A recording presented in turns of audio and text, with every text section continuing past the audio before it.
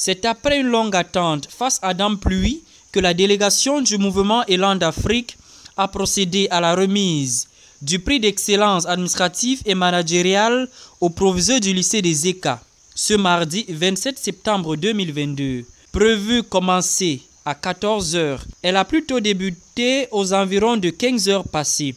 Élèves, parents, collègues, amis et connaissances ont planté ce jour un joli décor pour honorer cette cérémonie auprès du proviseur du lycée, M. Jean-Blaise Bondé, qui lui-même n'a pas manqué de présenter sa haute gratitude à l'entame de son discours. Donc c'est une reconnaissance envers cette personne, cette divinité qui nous a créés et qui nous a prédestinés à ce que nous voyons et que nous vivons aujourd'hui. Je voudrais remercier l'association Élan d'Afrique pour cette marque de reconnaissance. Nous sommes dans une société qui très souvent, et surtout dans notre milieu, qui très souvent ne sait voir que c'est bien mauvais.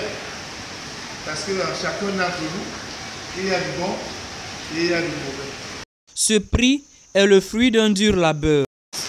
L'action menée aujourd'hui ici aux ECA dans le département de Bien-Otilier en faveur du proviseur Jean-Blaise Bondé est tout simplement une reconnaissance pour le travail qu'il a là pour l'impact social. Parce que voyez-vous, quand on dit, quand on fait des actions, il faut bien que la cible soit atteinte.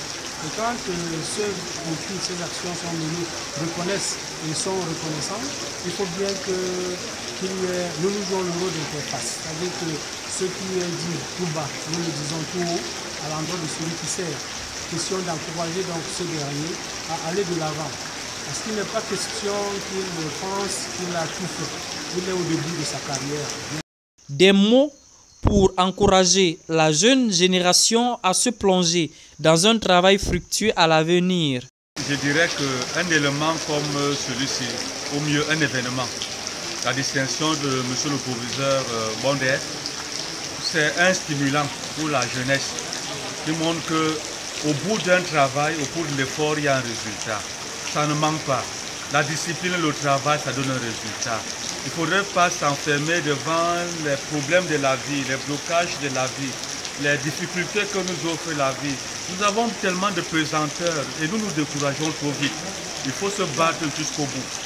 Je l'ai suivi parler tout à l'heure et c'est comme s'il parlait de ma vie. Il n'y a rien qui dépasse l'effort et le travail, l'abnégation au travail. Il n'y a rien d'autre que le jeune d'aujourd'hui cesse d'être fragile devant la difficulté. La difficulté n'est pas une frein en soi, c'est même plutôt un stimulant pour se battre, pour être un jusqu'au boutiste. Alors j'aimerais dire à cette jeune génération qu'il ne faut pas se décourager, quelle que soit l'origine des difficultés, qu'elles soient physiques, spirituelles, humaines, morales, quelle que soit l'origine de la difficulté, on peut s'en sortir si on a un mental de fer. On s'accroche à son créateur. On joue les quelques petites faveurs que nous offre la nature. La nature ne nous abandonne pas. Notre créateur ne nous abandonnera jamais. Il y aura toujours quelque chose, un défi dans la vie.